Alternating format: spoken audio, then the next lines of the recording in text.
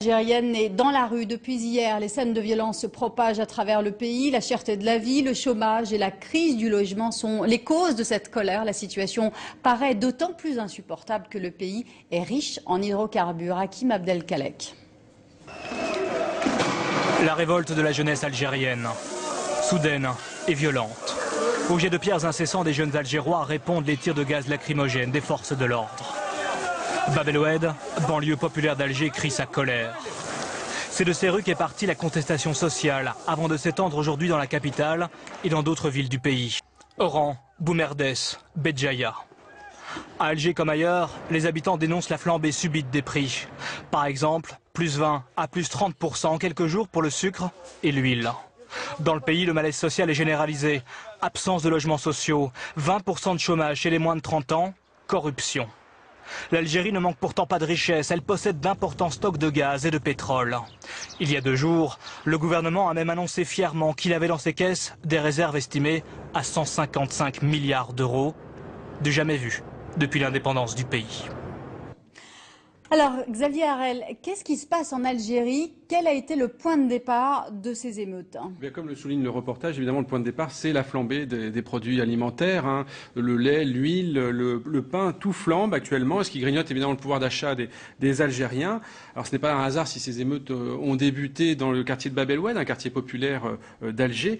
Et si vous avez en tête que les Algériens consacrent la moitié de leurs revenus à l'alimentation, eh bien très vite, ces hausses de prix, des hausses qui peuvent atteindre 20, 30, 40%, 50%, deviennent tout à fait insupportables. Alors, et pourtant, ces produits de base sont subventionnés par l'État. Alors c'est exact, de nombreux produits de base sont subventionnés par l'État pour les petites bourses, mais l'État et ses subventions ne peuvent pas grand-chose contre la flambée actuelle des prix agricoles, qui est une flambée mondiale. La FAO, l'Organisation des Nations Unies pour l'alimentation, vient de donner des chiffres tout récents. Les prix ont tout simplement flambé. Ils ont augmenté de 100% depuis le printemps pour le sucre, de 125% pour le café, de 160% pour le blé. On retrouve les records de l'hiver 2007-2008. Alors je ne sais pas si vous vous souvenez, 2007-2008, c'était les émeutes de la faim qui ont touché plusieurs dizaines de pays frappés par cette hausse très très forte des prix alimentaires. Alors que peuvent faire concrètement les autorités algériennes pour...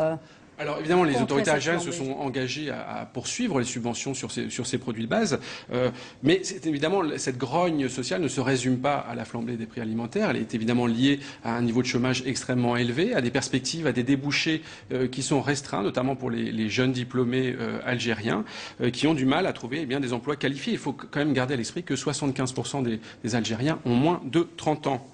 Alors, on ne peut s'empêcher de penser à la Tunisie. Est-ce qu'il y a des similitudes? Est-ce qu'il y a eu un effet domino? Alors, les Algériens, les jeunes Algériens, comme les Tunisiens, regardent la télévision, surfent sur Internet et effectivement, il y a pu cette mobilisation qui dure maintenant depuis plus de 3 semaines en Tunisie a pu susciter des vocations en Algérie. On retrouve des similitudes sur les difficultés pour les jeunes de trouver un emploi, notamment pour les plus qualifiés. Alors en Tunisie, la situation est